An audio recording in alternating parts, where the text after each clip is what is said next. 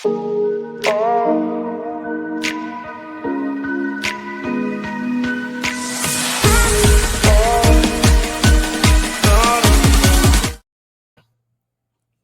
friends. Welcome to another episode of Insightful Conversations with Krishna Radha. Today, our guest on the show is an Osho sannyasin who met Osho in 1970s, and she was a teenager there. She and her little sister hitchhiked out of her hometown in America. After many adventures on the way, they landed at the feet of Bhagwan Sri Rajneesh, whom we all know as our beloved Osho now. Madhuri remained in the communes, Osho communes, for almost 30 years. And in 1976, Osho asked Madhuri to write a book called Mistakes on the Path.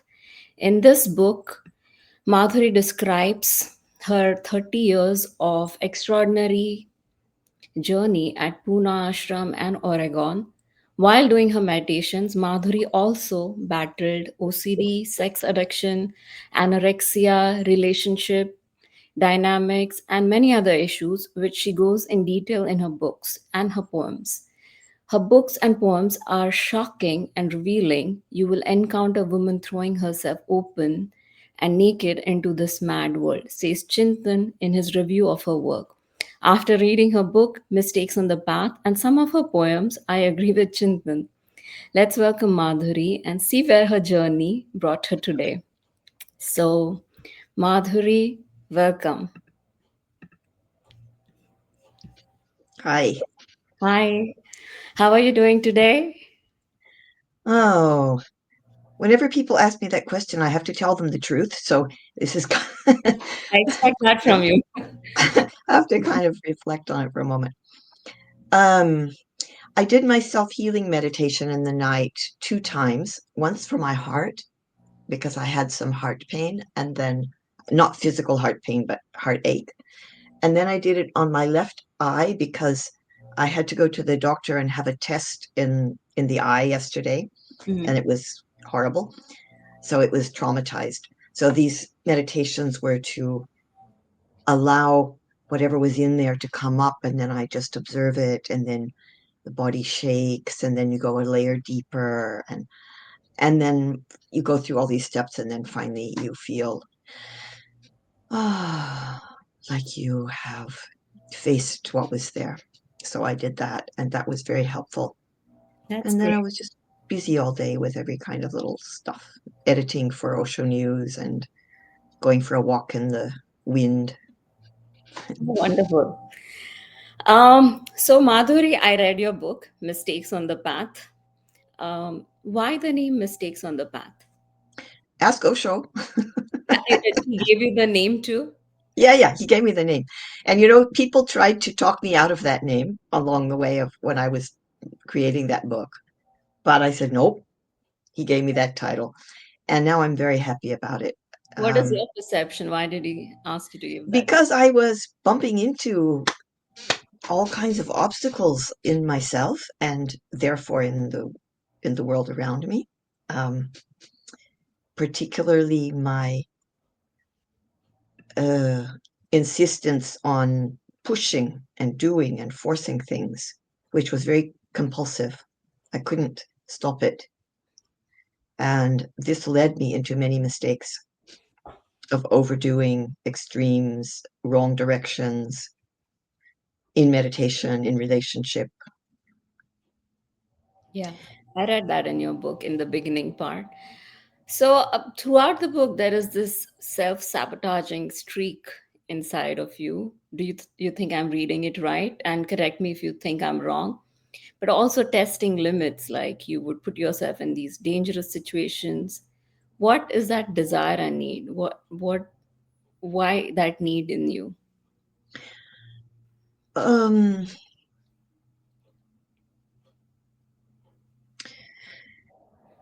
well, first of all, I'm not sure if self sabotaging is quite the words I would use. I would say something more like compulsive. And then the compulsion led to tripping over myself. The compulsion is at least partly the obsessive compulsive gene in my system, which I'm certain that I have. It is a genetic thing. And I watched it, like when I was going for a walk yesterday, I was watching a tune that was going in my head. And every time the tune would reach a certain point, it would take on a quality of something tough and hard and determined to kind of go down and then repeat itself. Like it had to go, uh. So it's like a glitch in my inner working. And whenever I meet that inside myself, if I'm not aware, it can turn into repeating a behavior. Like if I'm rinsing dishes at the sink, I hit that point and then I keep rinsing and I keep rinsing and I keep rinsing. That sounds more like OCD. Yeah, Or that's OCD. And the same gene leads to anorexia and anxiety, which I also have. And I'm sure it has to do with sex addiction as well, because it's addiction and it's all has an addictive quality. but there is this trait of self abandonment in you, like even when you were young and you described an event where you were in Italy and you just went into a stranger, like someone invited you to stay over and you just went knowing that Oh, it's, right. and then you That, still did it. yeah, no, that's not, that was, again, that wasn't self-sabotage. That was an idea. And as I like to say, spiritual ideas are the most dangerous ones. It was really a spiritual idea, although I was not identifying as a spiritual person. The idea was, if I do what I don't want to do, then I will go through barriers and this will be good for me. So it was really an ego thing. Like, I will be a better person. I will be more worthy if I force the boundaries, if I do the thing I don't want to do. If I don't do that, then I will remain a sleepy riverside person, just boring, dull, and I will never have lived. So all the adventures, misadventures, do you think it's from this thought and this idea that I want to A be? lot of it was like that. And it's like everything else, some things about it might have been good. Like when we came to Osho, it was out of the hippie times. And the hippie times said that life was for lying around smoking joints and making love and, not paying any attention to the clock and not having a job and all like that. And at the time, that seemed like a perfectly obvious thing that everybody should do that, right? It was like a rebellion against the 50s. But in fact, people became very restless and they wanted to apply themselves to something. And when we came to Osho, he was like a military leader in a way. I mean, not in person, but the way that things were set up and Mhm. organized. We Mhm. had to get up and do dynamic meditation at 6 o'clock in the morning. Mhm. And we had to go to work. And we were hippies and we didn't know stuff like that. Mhm. But I know for myself, I loved it. It was like, yes, finally, I can apply myself to something. Mhm. And I went for it. Absolutely. So, in some ways, this kind of ability to be tough on oneself can be helpful. You just have to know when to stop. And that's what I didn't know, was when to stop. So awareness, basically. Well, the OCD also moving in there, because the moment when it would have been a good thing to stop, there was something in me that wanted to go on repeating physically. Mhm. And then there was the spiritual idea that it's good to keep going, going, going. And Osho was constantly talking to us about being total, Mhm. which was a new idea. Mhm. I think none of us had ever heard that before. Yeah.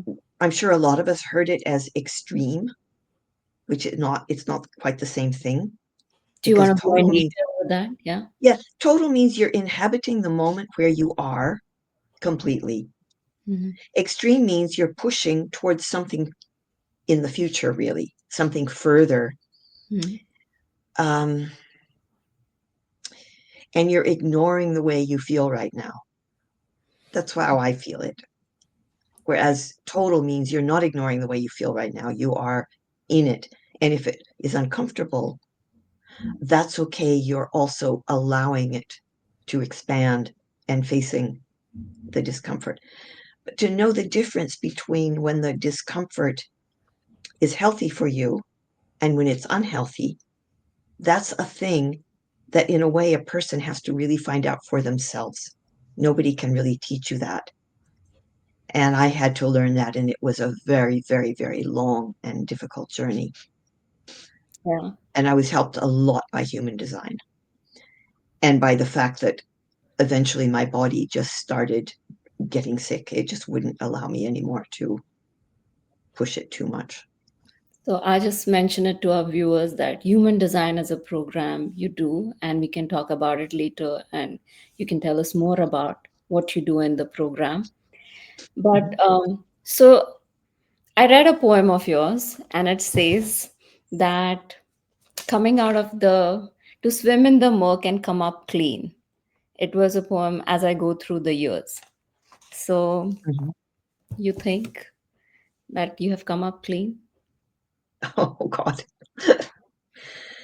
Oh,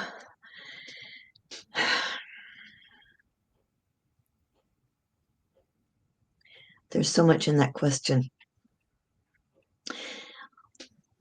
In any spiritual community, as far as I can see, and I've read a lot of books by people who've been in different spiritual communities, and there are similarities. People seem quite helplessly to get dragged into ideas about progress. And those ideas are very harmful because they don't permit us to be in ourselves and in the moment.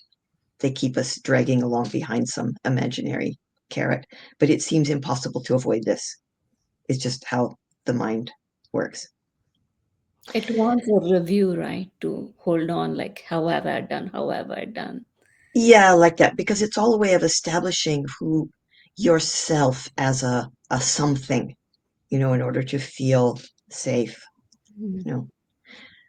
So that's one thing, that to measure oneself in terms of spiritual attainment, Mm. it's vastly sickening. It's it's unreal. It's all relative. It's comparing. Mm. Okay, each human is so incredibly different inside. I spent my career reading human energies, and the number of worlds that are here on this earth. There are as many worlds as there are people, and then maybe there are as many worlds as there are intersections of people as well. And the world of each person has in it the worlds of their parents and their ancestors. And I mean, it's just an incredible number of possibilities of inner states here. Mm. This is such an interesting thing. We'll go more in detail later, but you continue. Sorry. So to compare states is wrong, but we all do it, and it makes us sick. So when you ask that question, I come up against my own tendency, and this is in my human design, it's called my distraction. It's a thing I'm apt to get caught in, and it's not really me. It's the opposite of who I really am. But I will keep getting stuck in it in order to bounce back into who I really am. So mine is called winning and losing. Whenever I look at the idea of spiritual attainment, I bash into this winning and losing thing. Am I okay? Am I not okay? Is there this thing called me that's good or it's not good? It's a total waste of energy, and it hurts and it's silly, but it just happens in the mind. It's very human, right? It's very, very, very human, and it makes us suffer so badly. And it even makes people kill each other, because of these comparisons and who has the right way and all that stuff. So So what is, that's one thing. sorry. So what is the, I wouldn't say remedy, but if you say no comparison, even with yourself, forget about someone else, but with yourself, then what? How do you judge, or how do you know? How do you? I don't know. I'm working on this myself. I'm really much, this is really a work in progress.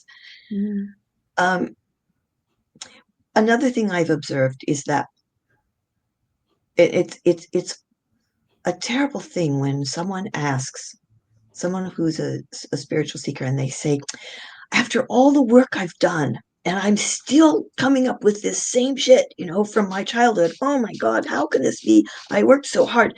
And this is implying an expectation mm, from your work that you are going to get somewhere, that you are investing the work and you should get a reward out of it. This mm, is wrong, absolutely wrong, because it means you're not really in the work. If you are invested in the future, you will be now. Okay. Nothing transforms when it's partial, and that makes you partial. And to me, the idea of giving up all expectation of getting anywhere is absolutely vital. Absolutely vital. It has got to be abandoned. Otherwise, you're an idiot. You come back again and again to the same idea. Oh, me, oh, I am messed up. And how can I be messed up? I did my work. Oh, shit. Oh, God. I was looking at a thing. So I found out I have osteoporosis, like every other old white lady with skinny old white lady, you're going to have osteoporosis. And a friend of mine was saying, well, if you're not absorbing the nutrients from what you're eating enough to nourish your bones, why aren't you absorbing? What is it in your emotional life that would keep you from absorbing nutrients? So I thought of an exercise by Bert Hellinger, who invented family constellation, which is a very beautiful technique. He gave this little technique that if you have eating disorders, for example, you do this meditation where you agree with yourself, okay, I'm going to do this for one day, or I'm going to do it for 1 week, or whatever. Every time you eat, when you take a bite, you say to yourself, I like to receive this from you, Father. And then you bite and you eat it. And the next bite, I like to receive this from you, Father. So I was just imagining doing that. And I saw once again, because I've done this exercise before, that if I will say those words, I can't say those words because my father was so poor and there were all those children and he didn't have enough and there was not enough of anything, not enough of our mother, not enough love, not enough time, not enough energy, not enough money, not enough beds, not enough bed sheets, not enough shoes. There was nothing enough. And I was the fifth child. I felt I shouldn't be there, that I'm just taking from everyone and I should be not here. mm, So when I ask that question, that's what I see. It's extremely painful. mm, And if I were saying to myself, but I should have got over this by now, I've been meditating for 52 years, I will I will take away from myself the possibility of humility, for one thing, like, what the fuck, yeah. it's just, all I can do is observe it. Mm, Mm. And then on the other hand, there's another thing I can say, which I like to think of. There was a certain point in my meditative life, maybe 10 years ago, when if I went to a group that someone else was leading, of any kind of group, I had such a powerful feeling I shouldn't be here because I need to be now doing my thing. My creativity wants its time in my life where I'm mm, not learning from someone else, but I'm just doing my thing. And that is a luxury in a way. It means I meditated enough, I worked enough on myself that I have the luxury of saying, I don't care if I don't learn anymore. All I want to do is make stuff. Mm. And that feels enormously healthy. My instinct tells me it's a very healthy way to feel. Mm. And then the last comment about your question, because of that segue I went into about spiritual growth, I heard Osho say, the only way to know if you are growing in spirituality is if you feel more and more loving to Other people. people, yeah. And I would suspect that to people might even mean family, neighbors, you Mm. know, people that That's the real test. Yeah. Um, Interesting. So your psychic abilities, you describe them quite a bit in the second half of your book. I found it's a page turner from the second half, like when you get into the meditations and the how you talk to the plants when you're on your walk, or how you got out of your body, and there was astral travel. I don't know if that's the name. Probably that's what people mean. And so many things, like you could go into people's energies and auras, and you could feel, like there was this funny incident where you could see the guy eating french fries, like you could feel it, and burgers, and how fried what chicken and ice cream. it's not an easy thing to get into someone's, like, I mean, I think like your own life is too much, and then to get into your other people and It's just a very good point. That might be what I finally decided. but what how did this come to you, and was it through any group therapies, through your own personal um want? These could be called siddhis, because, or abilities, and how do Right. you use them, and what do you make out of it? How does it help you basically in your growth? I like this question. This is yeah. Um, when I was a little girl, my brothers used to get science fiction magazines, and they would have stories in them about people going in spaceships and stuff like that. But they also had what was called fantasy, which were stuff about the paranormal, people reading each other's minds and things like this. And I remember reading those and thinking, that's what I want to do when I grow up. I want to read people's minds. And that's actually what I ended up doing. And the way it happened was I first realized it was possible when I bought a little book about palm reading from a supermarket for 29 cents and I read it. And there was a fair at the Unitarian Church when I was a teenager, and I had a palm reading booth. And some people came in and put their hands out. And not only when I looked at their hands, I saw the lines, but I saw pictures coming out of their hands and I saw energies.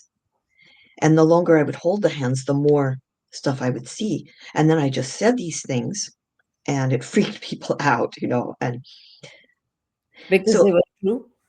yeah, because, It yeah, freaked them because it was true, and they weren't expecting it. yeah, I guess so, yeah. So I ended up playing with that, just here and there.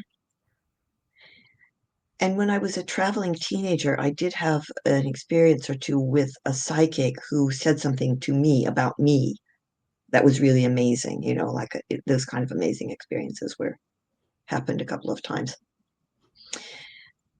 And then when I was in Pune and Osho started talking about the chakras, and every day he was describing a chakra in depth, I found this totally fascinating. And I would go back to my room with my boyfriend and ask him if I could read that chakra that Osho had talked about.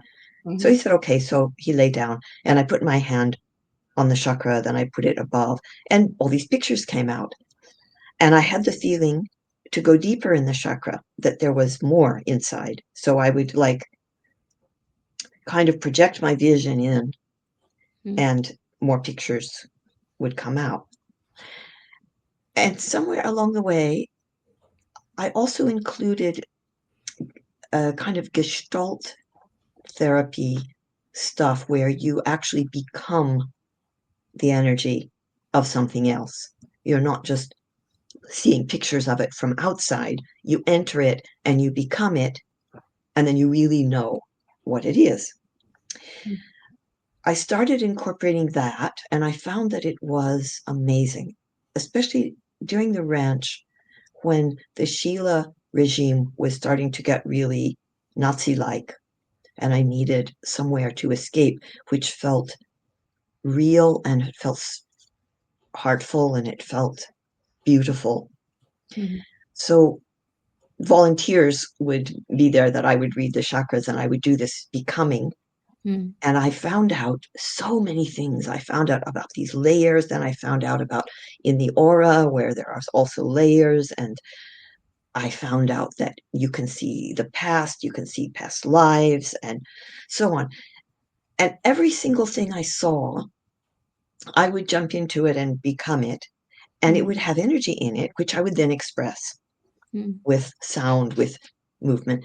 And my idea was that if I totally expressed it, that it would be gone and it would also not harm me because it would be totally expressed. I ended up doing that work professionally for 18 years, sometimes all day long. Um, People really, really loved it. They were queuing up. I had no idea how much to charge money. I just said, pay me what you feel like. And after the ranch, I was in California, Laguna Beach, for a year and a half, and I ended up giving a lot of readings to people in Hollywood, in Beverly Hills mostly. And they kept giving me checks for $200. And in those days, that was a lot. It was like that was a lot of money. Mm. And it was all quite, it was very scary for me because my dad had been so poor and I was making as much in one session as he made in 2 weeks of hard work. And it was hard for me to reconcile that. Anyway, I went on doing that work until I got a brain tumor. Mm. And I had been warned along the way not to do this by a psychic that I consulted in Japan. He said, if you go on working like this, your body will be destroyed and you could even die. And what I now understand also through talking with him, there are people that this works for, that they can do that technique and it doesn't harm them. But many people it will harm. And I think I might know what it is in the human design that makes the difference, although I'm not totally sure, but in my own, I think I have some sense about that. There were many other ways I used the psychic abilities. I'm teaching dream work, so I could teach people how to understand their own dreams. Um, Even when I give a human design reading, I like to tune in the beginning just for a few minutes. I do enter into the energy and look at it and become it just for a homeopathic dose to feel really grounded in my perception of that being, that unique being. I created groups for teaching my techniques. People really liked those, and that went really well. But there was a point when I needed to stop all of that. And now in the new book I've just written called Techniques I Have Loved, I did not include all of the exercises for teaching people how to do psychic reading. I just don't want to go there. Madhuri, in your book, through your poems, through your life, I've also seen you have this, you're very expressive. You are also an entertainer, performer, probably in your uh, Which one? entertainer, a Oh, performer. I Um, did stripograms after the. yes. No, in general, like whenever something you did outrageous, you always had to go tell people, and there was this need Oh, to like express it and Like, was it attention? Is it your need to have attention, or what was it? This need of doing atrocious and outrageous things, and then always telling people, or because sometimes people do these things, but they don't really talk about it. So, In my human design, my purpose on earth, it's called the incarnation cross. Mine is the right angle cross of explanation. I am here to explain my own process again and again and again and again, because in my process, there is something weird, which is bringing in the new and a mutative quality, which is actually helpful for everybody because it empowers them themselves to do something different or new. And that's healthy for all of us because it keeps things fresh. So it is my purpose. And the reason I have to go on and on and on doing it is because the collective does not listen. And so it takes a long time for the collective to hear something. So I have to just do it again and again. And then my throat chakra has 5 activations, called a channel called Genius Freak. And it's a and perfect name. and if it's like 7 racehorses in my throat, it's not supposed to share with people unless they invite me, unless they want to hear it. You know, if I would go stand on the street corner and try to read my poems to people, then they will put me in the loony bin. I have to wait till somebody is ready. But with books, at least you can put it in a book and then people don't have to read it if they don't want, but it's there. So yeah, I'm just a sharing monster. I'm a What is sharing monster. compassion? What is compassion for you? Oh, this is a question. Mm, this Because touches you know something. why I ask you this? Because all the Why? work you're doing and the books you're writing and the poems and everything else, there's the core seems to be compassion for me.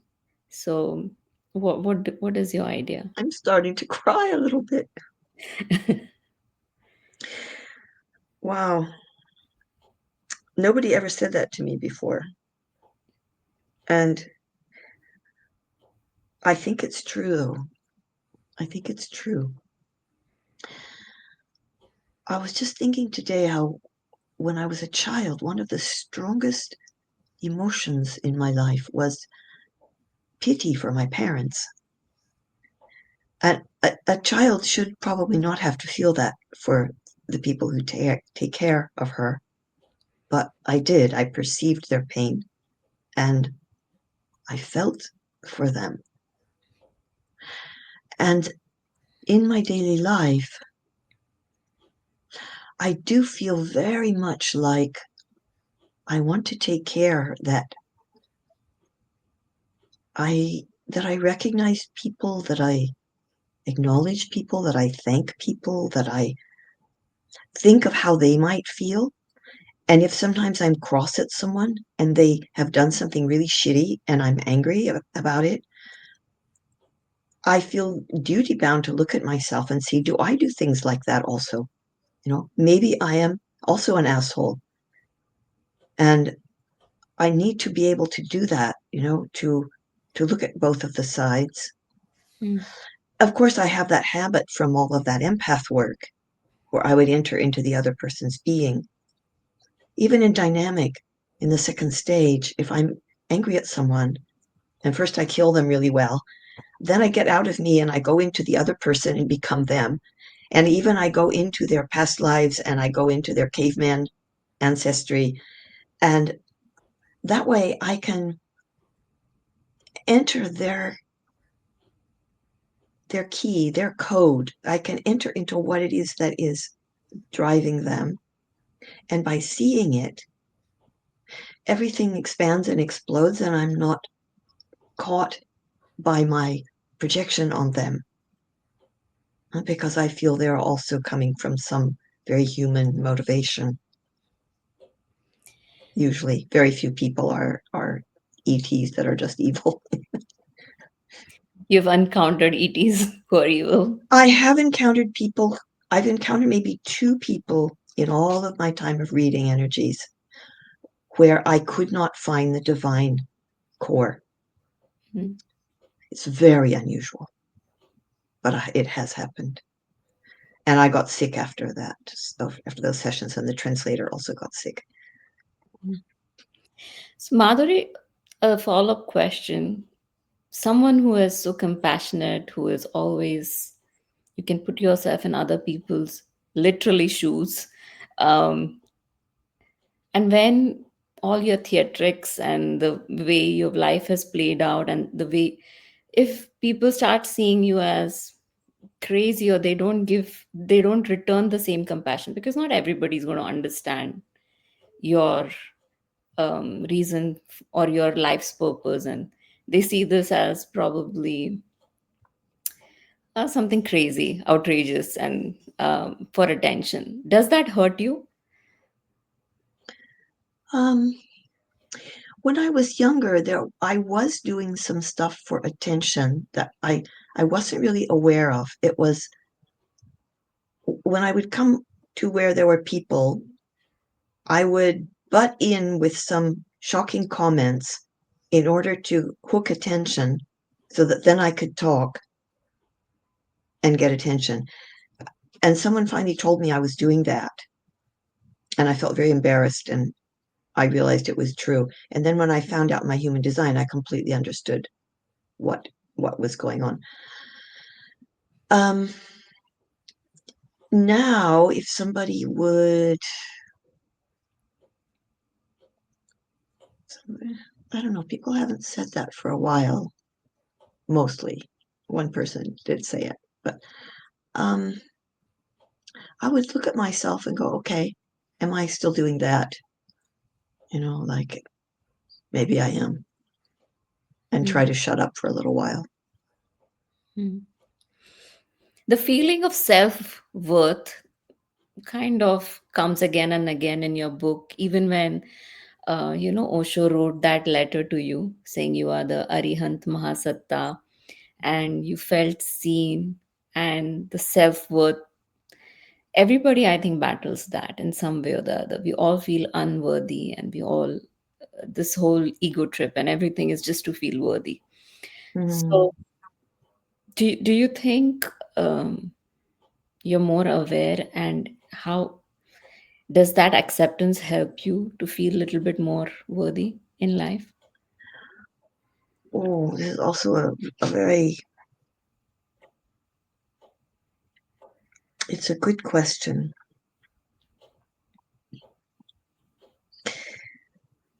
So, in my design, my human design, I have a profoundly open ego center, which implies that I don't know, not only I don't know my own worth, but I don't know what worth is. It's just, the whole thing is just a void, you know. And the temptation then would be to try to prove myself, to prove my worth, to summon will from somewhere to prove worth. Mhm. I'm sure I do that. I certainly did it. That was one of the reasons I went to extremes and harmed myself, was for that. Definitely. Nowadays, it's a huge quaking question, which I sense has no answer because all the answers will be relative and therefore meaningless. More than, less than. It makes no sense. If you compare any of us with a nebula far away, and why wouldn't you? We are less than the size of, 1 millionth of a little poop from a mite. Um, so it's a meaningless question that goes on being asked by the self. And it's painful. It carries in it all the times that one felt lonely, rejected, alone, not having love, either from inside or outside or wherever love lives. It's very, very painful. there are certain triggers that send me into a maelstrom of that stuff where I am helpless in it for days. There's one particular trigger. And I'm just watching it pouring around me like the surf, like I'm in the ocean and it's just pouring around. And then what brings me finally out of it is if I ignore the outside world and I just go back to my own creativity. Hmm. Because this is really the only thing I can say that's mine, that I can really rely on, that really belongs to me, that is not a thing to compare with anybody. It's just letting something be made through me.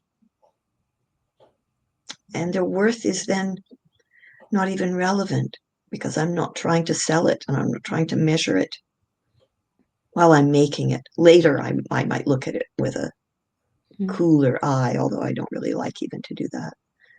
But while I'm making it, I'm just making it. And it does, all that comes up because the work that I do, the creative stuff I do, does not bring money at all. It costs money. Hmm. So that's another voice that comes in from the collective, like, oh, this can't be worthy because blah, blah, blah, blah, blah. What to do. How's your Like, relationship with money? Because I know the beginnings, because you saw your family struggling, and mm, sometimes that makes a person, even when it's called, there is a particular term for it and I've forgotten what it is, but I heard a baseball player here in America use it. He was from a black community and he became immensely successful. But he said, I carry this burden of a lot of people from my neighborhood not being able to make it.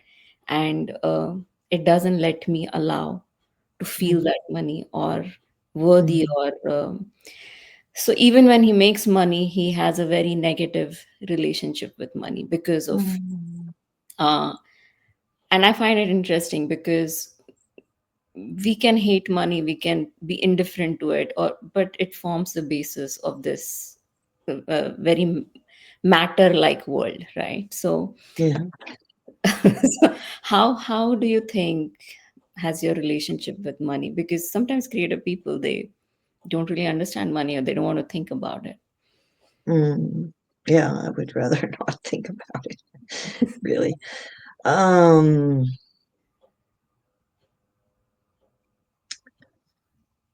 when I've gone deep into that question, I've done my self healing about it.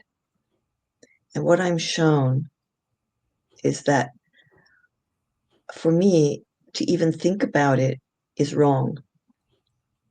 I just don't have my fingers on the right keys in this life to have it be meaningful, to try to deal with it in a logical way. Mm. All I can do is moment by moment hope that the money comes for my food and my bills and Mhm. whatever. And it can come from wherever it, it can come. I have observed that giving sessions to make enough money to live, at least for me, it would kill me with exhaustion. I mean, when I give a session, I am not holding back. I mean, I am a maximalist. So one I can do maybe every twice, 2 sessions a week is as much as I can manage. Otherwise, I will start to hate the people. Mm. Um, one a week is even better. And sometimes I only do one a month or two in a month. That's obviously not enough to pay the bills. So I do some editing, I make a bit that way. Otherwise, I just go, I hope it comes along, and what to do. It's like that. And there have been times when I was making a lot in Japan and it almost killed me. and then I was extravagant with the money, and I, got silk clothes made, and I paid for people to go to Pune and so on. Because I think when it's there, and I read somewhere that for people who grew up poor, this is very natural that when money comes, you feel like you need to spend it. It's Whereas also rich the people other way, I invest it. feel, Madhuri, because Huh? I heard it's also the other way. I heard Oprah Winfrey. Yeah. She grew up with limited resources, and she said in one of her interviews that even today she hoards, Oh, though she she knows, hoards. Uh-huh. yeah, because she will eat the stalest bread so that it doesn't Oh, waste. So, um, it can yeah, have different effects. Yeah. yeah, it can happen. I'm going to put your website for everybody to see so they can get in touch with you if they want a healing session or a human design. madhurijewel.com. So if anybody wants to know the human design, what their designers, they can reach Madhuri at this website. And she has a lot of books and very interesting poems and stuff on it. So, Madhuri, my next question to you is about your sister, Ma Anand Sarita. Are you okay to talk about it? Um, Maybe you can Okay, ask. I'll ask you the question. If you think you want to answer, you can, or Okay. if you want Okay. to, yeah. So in your book, she's mentioned in the beginning, she's the one who got you to Pune, like she Hmm. asked you Hmm. to. But then after that, it doesn't seem that there is any mention of her too many times. How was your relationship with her? Were you close? Were you guys in your own world, or how was it? When we were teenagers, we were friends for a while. It was very beautiful. We needed each other, and we hitchhiked together, and we were supportive with each other, and that was beautiful. And then when I got invited to be in that Warner Brothers movie and taken to Europe, I had to abandon her. I had to leave her, which must have been horrible for her. And our mother came and took care of her then. So that was good. I mean, I was only 17. I shouldn't have had to be a mother, you know, but um, I still feel like that was a very powerful rift right there. And then when she found Osho, she very lovingly and very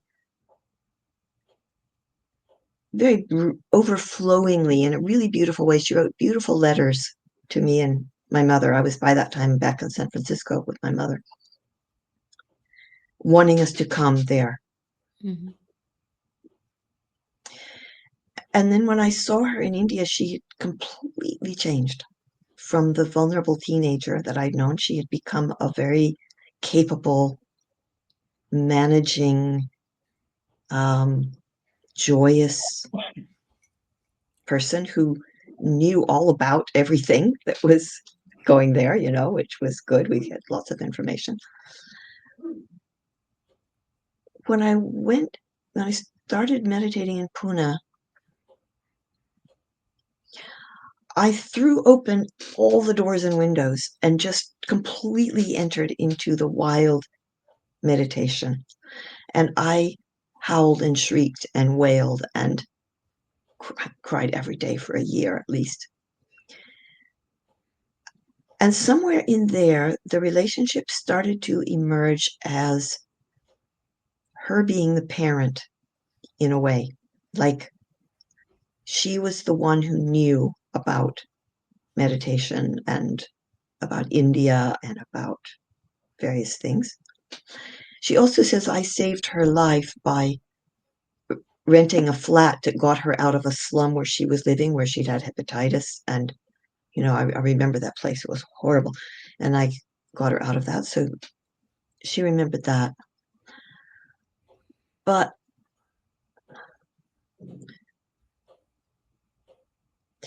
um, something about my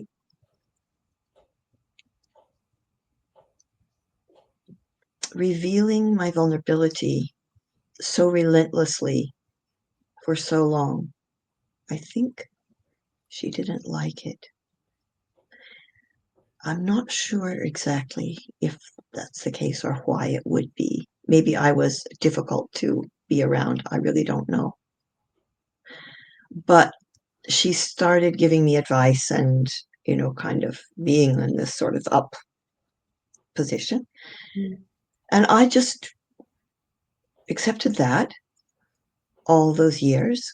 And it stayed basically like that sometimes we didn't see each other for periods of time. And she had this kind of role of advisor. And I always had lots of trouble with relationships and, it was always kind of wild and crazy. And she would um, always be the cool one who knew things. And I accepted that until 2019, actually, Mm. um, when some stuff happened that made it absolutely imperative that I pull myself back and look inside myself at what I was willing and not willing to receive from her. And this was a huge revolution in my psyche, which continued also in the lockdown because there were no people. I was alone for 2.5 years just Mm. doing art, and I loved it. And I also understood there's nobody, so nobody can tell me anything. And I started experimenting with just throwing out everything everybody'd ever said to me about spirituality and seeing what happened. Even Osho, like bop, bop, bop, you know. I only kept one thing that this Japanese healer had said to me, just today, only today, just this day. This I kept, and everything else I threw out because I wanted to see what it was like not to have an influence. Mm. This did not fit with having her for sister because she wants to influence you, she wants to tell you things. And I understand her design. It was one of the reasons I fell in love with human design was because her design made me understand her for the first time. Mm. And it's still for me a very beautiful thing to contemplate how that works, to see these particular things. Oh, yeah. Oh, right. Ah, uh-huh. And then how it works with me, like, oh, right, okay, no, that does not work because of this, and like that. I eventually stopped talking to her because I gave her a list of my boundaries. I felt finally, after deep soul searching for a long time, that I had to do that. I had to clearly state what I will receive and what I won't receive. Because we're sisters, and I'm not a disciple of her. But her design is such that she recognizes the relationship of master and disciple, or leader and led, above all things. And that she values that above all things. And I can see what the value would be in that, And for her, also, places are so important. So beautiful places, sacred places, she's very interested in. I'm not so much. I'd rather go to the forest than a temple that people have stomped all over. But I understand in her design why that would be so important and so compelling.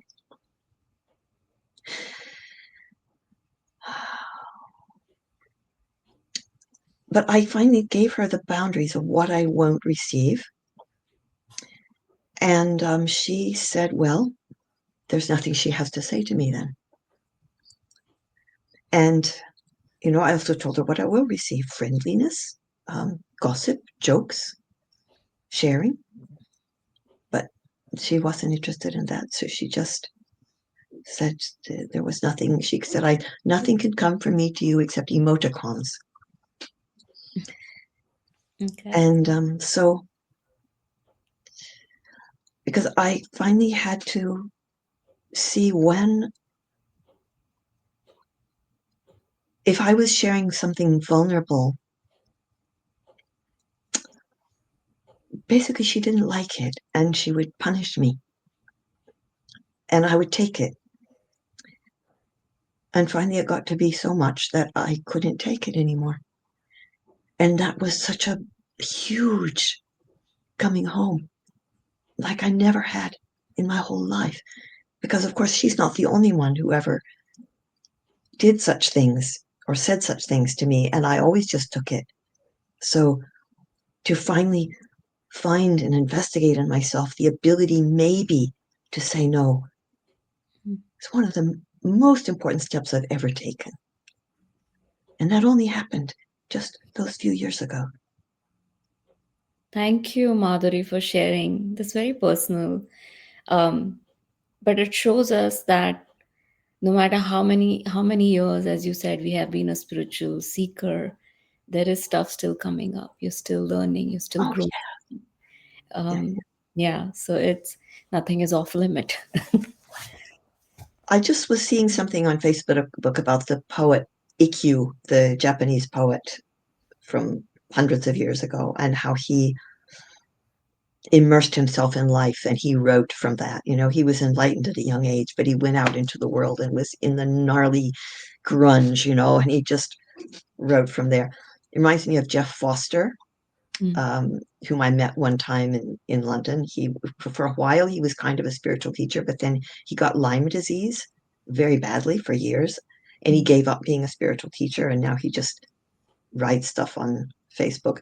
And it has that same quality of just, this is where we are, you know, this is the grunge, and we're in it, and we're here to feel this grunge and everything that's there, and the light, the dark, the whole shittery. um, yeah. How do you take the? I saw that certificate Osho gave you, the Arihant Mahasatta. Oh yeah, yeah. Um, so Arihant in Jainism are people who, and I'm not sure if I am not a very religiously knowledgeable person, but I think it means that there are two categories, Siddhas and Arihants, and the Siddhas are one who have attained and they're no longer involved in the world, but the Arihantas, for their compassion, come back and help their fellow human beings.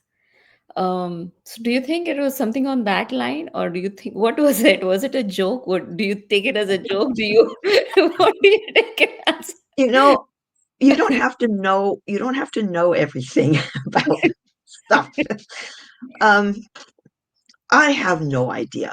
He said it was a joke, and all I know is that when I finally got that paper, which was months after he gave it to Sheila, because she didn't want to give those to people, and it was sneaked to me by Priya, her secretary, and it was a perfect moment for me to get it, because I was wallowing around in some kind of confusion and darkness from these horrible moms that were pouncing on people and being fascistic. And I was wondering, you know, like, what's wrong with me? You know, why would they want to treat me like that? You know? And then she shows me this paper and then what Osho said. And I wish that I could have copied the whole thing of what he said, because I still have never seen that paper again. I couldn't keep it. I had to give it back. And I only remember a couple of sentences out of it. Do you But want to one of the, what huh? the do you want to tell us what the sentences were? Um,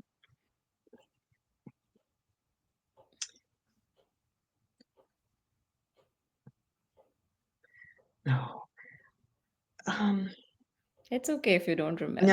I don't exactly remember. I'm sure I put it in my book.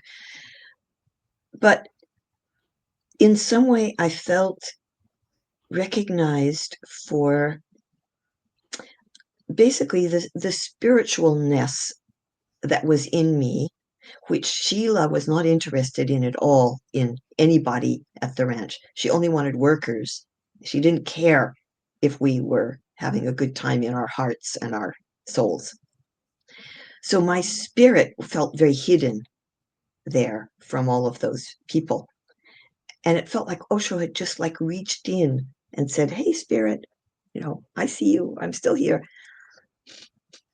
And this was so encouraging at that time. So I loved it. That You don't take that And that serious. was, in a way, that was enough, you know. I don't know anything about Arihuntas and thing because I really don't like mythology very much. Whenever you're reading a book and they start telling you about the mythology of something or other, I'm like, oh God, you know, it's like the Bible. It's just myths all piled on each other and people running around with their thumbs up their butts, just fantasizing, you know, the earth grew out of a snake's mouth and he, you know, shat purple lollipops and then the witch took them up to the sky and waved them and then we all got born, you know. And I don't know why it bores me absolutely witless. Mm. So uh I don't know about all that stuff. And if he said it was a joke, that's also fine, but I still got something out of it. Yeah. But So I'm not very tempted to think that it makes me important because um I think that's a very stupid direction to go because we're all going to die at some point, and no matter how it, you know, no. I think a lot Anyway, of I, you know, people would have got a very big kick out of it, but something, yeah. but I Um, like it. so you were born in USA, lived in India, and now you are in Europe. I wanted to ask you something because I myself have been raised and born in India, and then I moved here Mhm. for work. The roads in India are bad. There is pollution, weather, hygiene, everything seems to be difficult. And yet, most enlightened beings like Osho, Krishna, Buddha, Mahavir, Kabir, Nanak, I could just go on and on. Meera, they are born in India. Why do you think that is?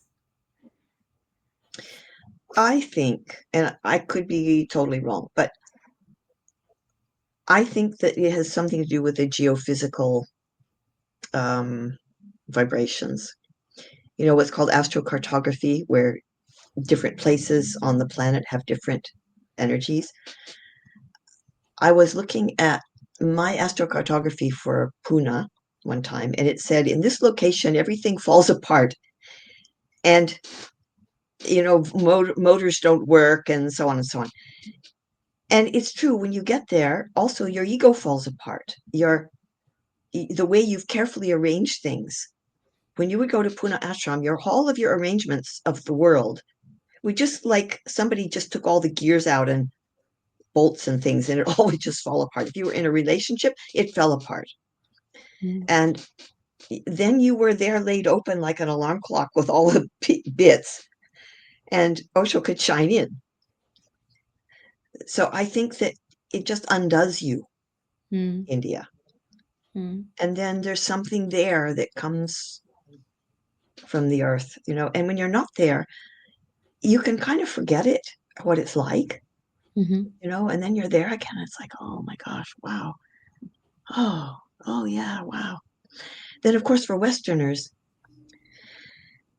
well, any of us, when we travel to a country that's not our own, we are freed temporarily from our conditioning in some Mm. measure. Mm. And we get to then be a little bit weightless and enjoy some other thing.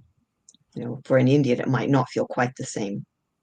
I mean, I'm sure you're still enjoying whatever that emanation is, but Sheila only ever just wanted to go to America, you know. Yeah. Tell me more about Sheila. What was it about her, and why do you think she was behaving the way she was, and how was it allowed? Oh, I can't say that I really knew her. I was around her a lot, but in 1973, early on, she went to what the Rishi, the shadow reader in Bombay. It was called then Bombay in those days. And he would measure your shadow and tell you all kinds of stuff. So he told her that she had known Osho in a past life and she had rejected him, and that in this life she had to stay with him and that she would become the leader of his commune. So she was told that. And I guess it fit with her ideas and her ambitions. because I think she wanted such a job in some way, I guess, because I think she kind of maneuvered to become useful to him, to be his secretary in some way. I also happen to think that, George Gurdjieff, the Russian mystic who lived in Paris in I guess it was the 30s. Well, was it the 30s? I don't know. He used to have these gatherings, these soirees where his disciples would come together and they would have big dinners and get drunk, and then he would watch them while they were drunk. And there was a tea merchant who used to be at these gatherings, and nobody liked the guy. He was very unmeditative. He was just an asshole. He was a worldly bastard that nobody liked. But he was always there. And only after Gurdjieff died, it was discovered that Gurdjieff paid him to come, just to push people's buttons. So I'm not saying that that's what was happening, but we do have to consider that we don't know, you know. Yeah. Yeah. As far as I'm concerned, she was a nuisance. um, it, like, I didn't like how she looked. I didn't like how she talked. I didn't like the way her eyes bugged out and rolled up when she was saying things. I didn't trust her. I felt that she's going to do something sneaky that's going to annoy me or frighten me if she had a chance, which was true. Turned out it was very true. Yeah. So I tried to avoid her a fair amount.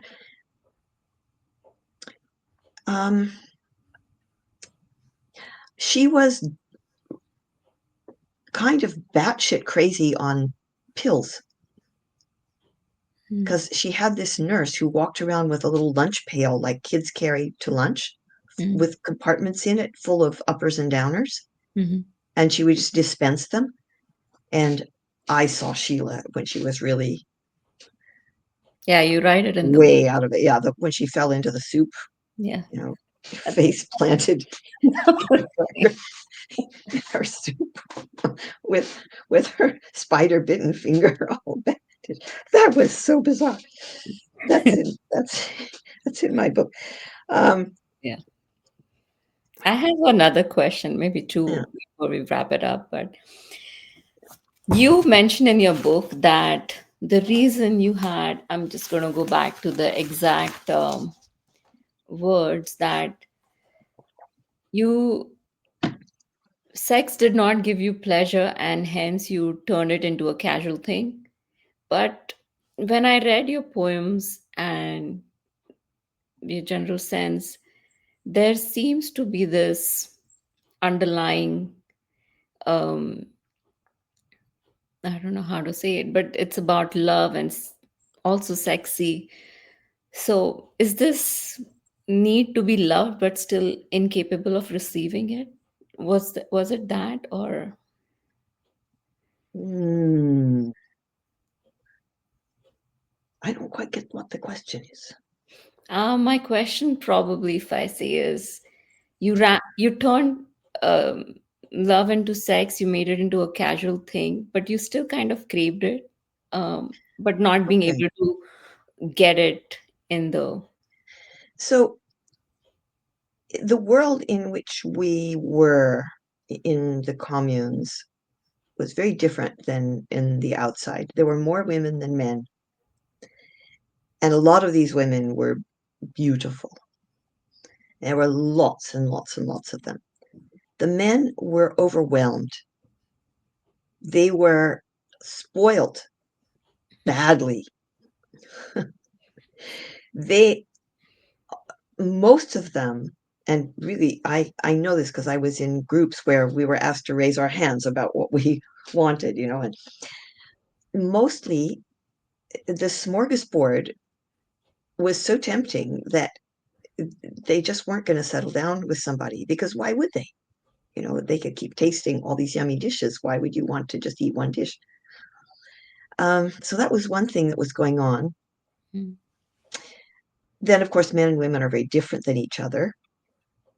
They have different depths, different, like apparently across species, men and women, males and females have really different agendas, which does not make them happy, but it makes babies keep appearing.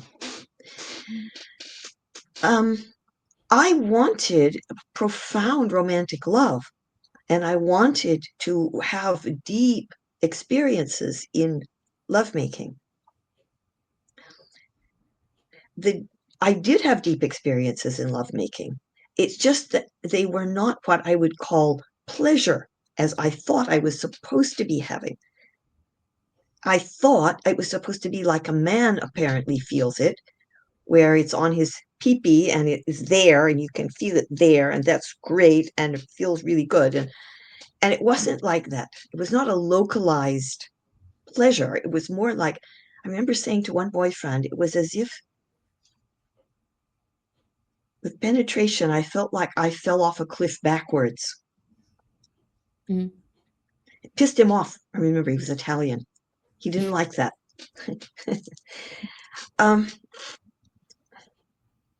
I wanted everything. I was completely obsessed with romance. I wanted all of it, whatever was possible. I wanted to lose myself in ecstatic something. Mm. And I kept thinking that had to involve genitals somehow, but it never seemed to do so quite right. Almost never. Nah, really not. I had no idea about Tantra. Really, Osho talked about it a lot, and he talked to me personally about it. I did not understand what he Mm. meant. I just didn't know. So I was not accepting my own real way, my own real energies. I was Mhm. not accepting them. I thought it should be different. All that time, I was fighting what I really am. And I think if I had not fought what I really am, I might have had fewer lovers. I probably would have confused them even more than I already did. Um, but I would have understood myself better and not expected something that was not really me. So I was always trying to something, and Love. then love, or whatever it was. I don't know. I wouldn't even call it love. It was more like mysteries meeting. I wanted mysteries to meet in a way that was so absorbing that I could forget my head and disappear. Mm. That's what I wanted. But Yeah. I couldn't get out of my own way enough. And it wasn't the right kind of meetings. What does love mean to you now? I know Oh, it's hard to define, but a feeling. mm.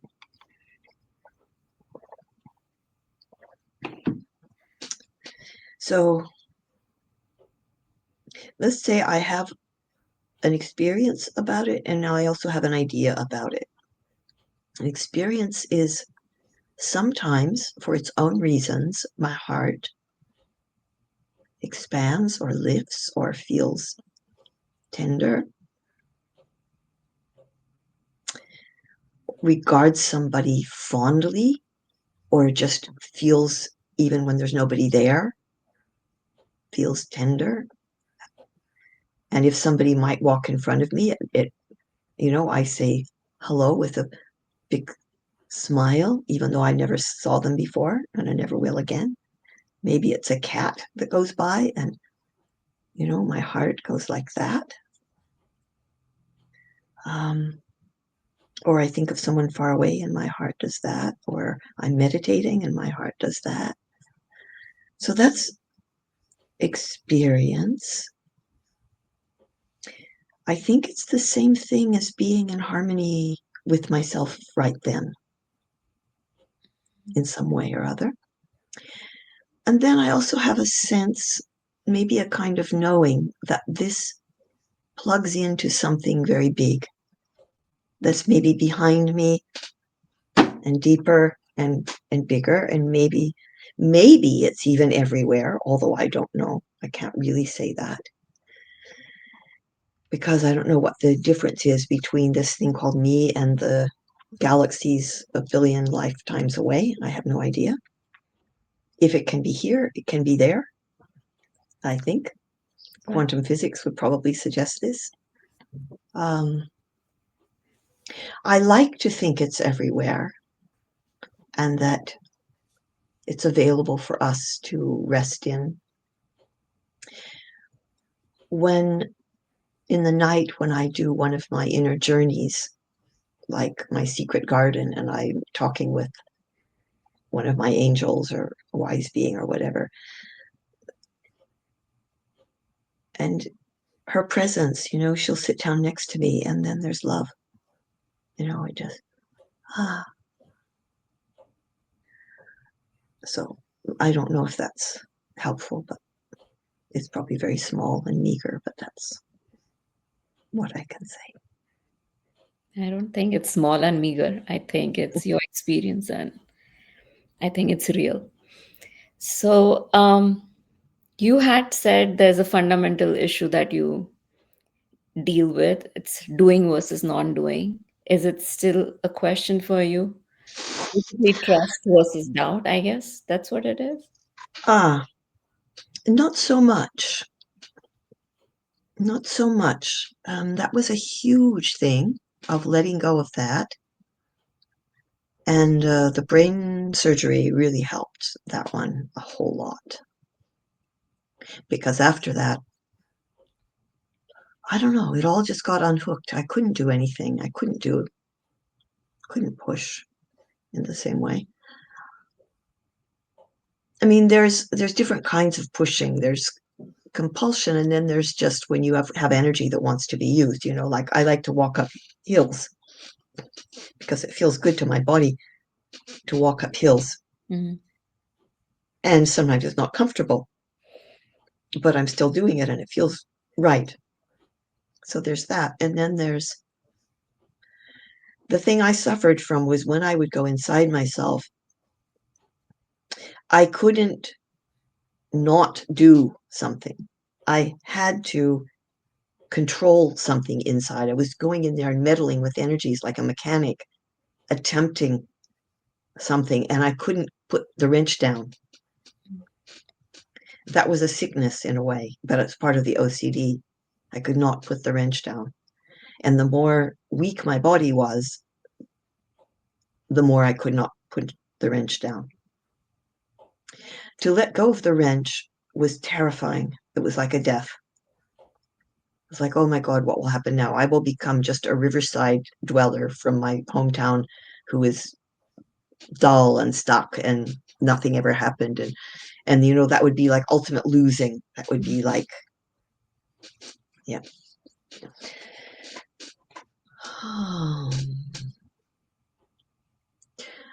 I had to go to the basis of the doing, and that happened in a craniosacral retreat in 2009 in Scotland on about the day 4 or 5, I think, 10-day retreat.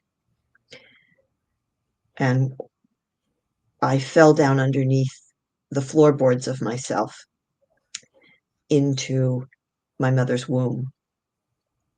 And I saw how her state, her rage, her pain had done something to my amygdala to keep it in this fight or flight state, this revved up state, almost as if protecting me from her pain by keeping everything like that. And there your body just took a sigh. And when I saw it, it all poofed. And I felt totally different. So that was that moment. I think you were lucky in a way because most of us have that wrench, as you say, and we are not even aware of it, that it's happening. So in a way, you could identify it and then also put it away. I think it's a good achievement. Well, I it was I can't help yeah, it. Like I live in a place where achievement, goal, and purpose is like a very common language. So of it course, keeps I coming know. it keeps coming up. So It's um a big reason I don't wanna live in the States, because the whole collective around you is all about this, it's all you about have growth and productivity, and yeah. the inner world is kind of a little probably on the inner side. But Everybody thinks they need to be either rich or famous or both, and if not right now, then tomorrow really fast. yeah. And if you're not, then you're anxious, and if you just come over the border from Canada into America, the whole vibe completely changes, Mhm. because Canada's a bit socialistic and people are much more relaxed, Mhm. and you come into the States and there's all this Yeah, it's initially when awful. I moved here, maybe it was just my attachment, but I was very attached to my hometown and uh, everything that I probably just mind conditioning, but I did not like living here. And then slowly I realized there's always a purpose. There's always something that you have, because I kept going back trying to, move myself over there, and it never worked out. I was always sent back here. So, Mhm, um, I think there's always I needed to learn this side of the world too, where mhm, economics and because mhm. growth and all these things also mesh up with your life, and you understand their importance, something like that. I don't know, I'm still figuring it out. But what do you want from life now? How do you see it? Ooh, I want to stay healthy enough to finish producing my books that I've written. If I can manage that, I will be so glad, because I still have enough books to produce to take me some years. And I want to do art. I want to have a whole year where I'm not doing books, I'm just doing art. I can taste it. I really want to do that. And I'm collecting materials for that. So that's what I want. Do you believe in rebirth, Ooh, or do you know, have you experienced? For you, it's a wrong question, believe. Maybe you know it. So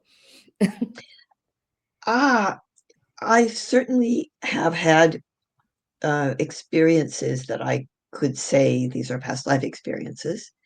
Um, I don't really care whether it's literally true or not in the way that we think of it. It's extremely useful to go into those experiences. They present themselves for a reason. I don't even care if maybe there is a collective pond full of possible past life experiences and we just go in and get the one we need right then. Mhm. I have no idea how it works. Mm. Um, I hope there is reincarnation. Osho said, don't believe in it. He says, I know that it's the case. So I don't have to worry whether I believe in it because I know it. But you shouldn't believe unless you know. Mm. Mm. So I don't know, but I like to I like to think of it like that. And I am not interested in, yeah, I know a lot of people who say, I never want to come back. I want this to be my last time. I Mm. don't want to come back. Um, like that this is shit here, and I I don't feel like that. No, I don't think like this at all. Mm. I think it's very exciting and I want to do more art, so like let me do more art. Madhuri, a esoteric question. Do you think there are more worlds? Like you said something like there are more subtle worlds here where we live. Have you encountered there are other planets, other species, fairies, angels? Are these real? Something inside me wants to believe it. Let's just Hmm. Well, it would be silly to discount things if who knows? Who knows? That's what I'm Um, asking. yeah. Um, I know that there are countries where they believe in ghosts coming around and bad spirits and stuff like this. I don't like that part at all. So it's not like that. It's more that, not in a superstitious, fearful way. It's more that, especially since my brain surgery, I talk with angel beings very frequently, you know, anytime in the day, I feel like, and very often in the night, I do that. Who are these And it's angels? beautiful. What I what don't know. I don't know. I don't feel like I need to get their names or anything. I don't think they have names or anything. They just, what impresses me about them is they never get fed up. Hmm. They just let me go on sharing, and they're Could they these are be mind projections, or these are no, you think it it's not? doesn't matter because they're whatever they are, they're beautiful and they're useful and they are bigger and more kind of sacred than the kind of normal level of existence. And they help me so much all the time. So I don't really care what, it's like crop circles. Wow, there are crop circles. However they got there, I I don't. don't really care. Yeah. I don't know. It's like, One last question. You have received so much love. I mean, we all receive so much love from Osho, but you especially, you saw him in the body. He was there answering your questions, every little um, difficulty or issue that you were facing. Do you feel there's a debt you have to like do something with all this love you have received, or you're free from it? no, no. I don't think Osho worked like that, that No, he that did not. we had a debt He did not. because It's your mind, right? You could feel that. So no, no, no, not at all. No, no, no. I feel I was an idiot a lot of the time, but apparently I had to do that. So, you know, okay. And if you're really an idiot for a long time, when you say you were an idiot, do you mean you could have understood him much more when he was there, right there? And uh, oh, because I say I was an idiot. I just did things that were unnecessary and foolish because I was afraid basically of being stuck and dull. So I would seek sparks rather than let something settle. And he told me many times, what did he say? Remember, it doesn't have to be great. That was one thing he said. And he said, if you are stuck, be stuck. What is the problem in it? Just be stuck. I was like, whoa, really? Whoa. But I wouldn't sit still. I wouldn't let myself be stuck. And he got cross. Why you go on with all this doing? You are just wasting time. But I couldn't stop. I couldn't put the wrench down. I just couldn't. I couldn't put the wrench down until I could finally put the wrench down. It was too frightening. So I was an idiot, and so I missed some stuff, and it's okay because it just was like that. The good thing about it is I think if you really don't get something for a long time, you're getting so many experiences of not getting it that if you finally get it, you really get it. Like the whole thing flips over and the whole weight of not getting goes over into the getting side. mm. You're like, oh yeah, right. Oh, okay. Maybe.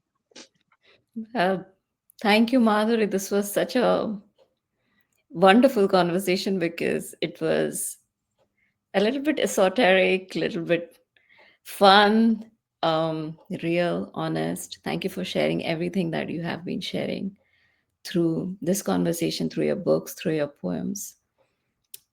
I hope to do the human design someday with you and understand what it is. So, I think you would have fun. yeah, we'll see. Yeah, I'm a little yeah. scared just to know what it is, but maybe. It's So, fun. Yeah.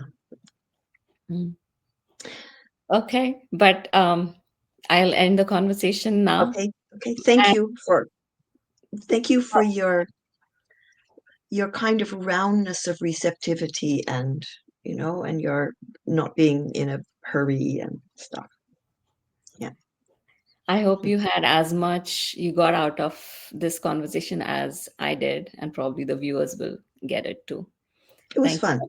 Yeah, thank you. I hope to see you again. Bye bye. Okay. Bye.